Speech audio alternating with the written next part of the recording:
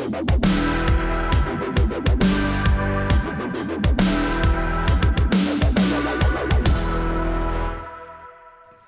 Donald Trump's short list of potential Supreme Court picks win the hearts and minds of conservative holdouts and finally unite the Republican Party to defeat Hillary Clinton? I'm Scott Ott with Bill Whittle and Stephen Green, and this is Right Angle, made possible by members at BillWhittle.com.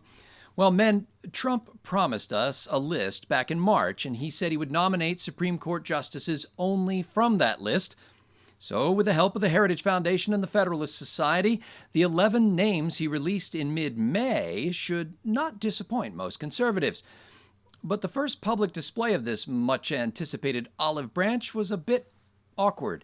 Trump seemed to walk back his commitment to pick only from the list. He said it would apply only to the Antonin Scalia vacancy, that the list might grow with new names that we haven't seen yet, and that it serves merely as a guide for the type of justices that he wants.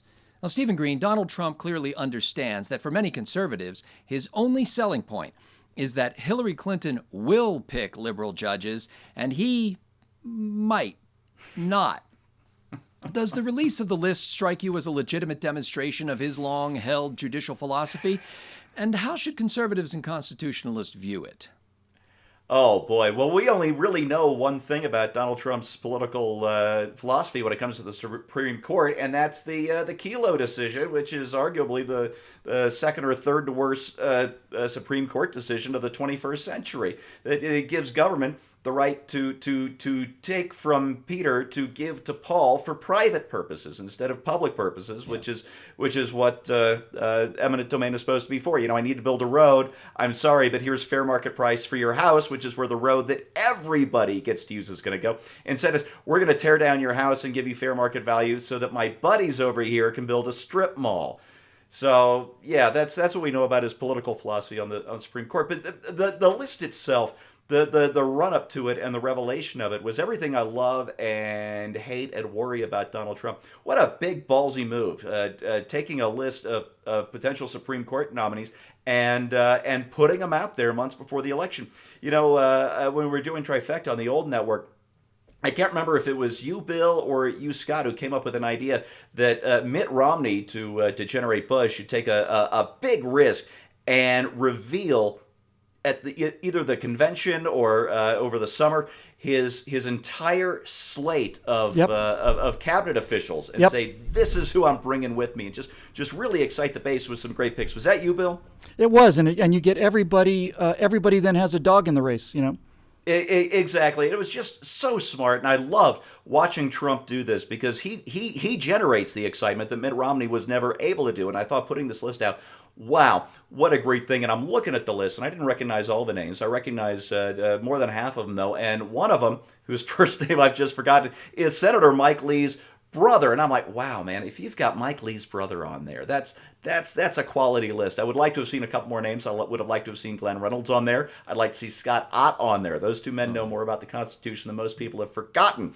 But then, once the list is out, the backtracking, the hemming, and the hawing, we know how Trump negotiates. It's putting up an illusion to get the suckers to sign on the dotted line. And I don't want to wake up on January 20th and find out that I'm the sucker. Well, of course, putting Mike Lee's brother on the list could be a way of just sticking it to Mike Lee because he endorsed Ted Cruz. I'm not saying that's why he's on there. I'm just saying it could be. So, Bill Whittle, skeptics have suggested that this non-binding list isn't as good as the paper it's written on. Trump can't be trusted, as Steve indicated. Can you offer any better defense of it than, yeah, but Hillary... It's not such a bad First defense. of all, the idea of Glenn Reynolds on the Supreme Court and us having an Insta-SCOTUS is just unbelievably cool. What an incredible idea that would be. And secondly, Scotty, yeah, but Hillary is actually a pretty compelling argument. I mean, it is.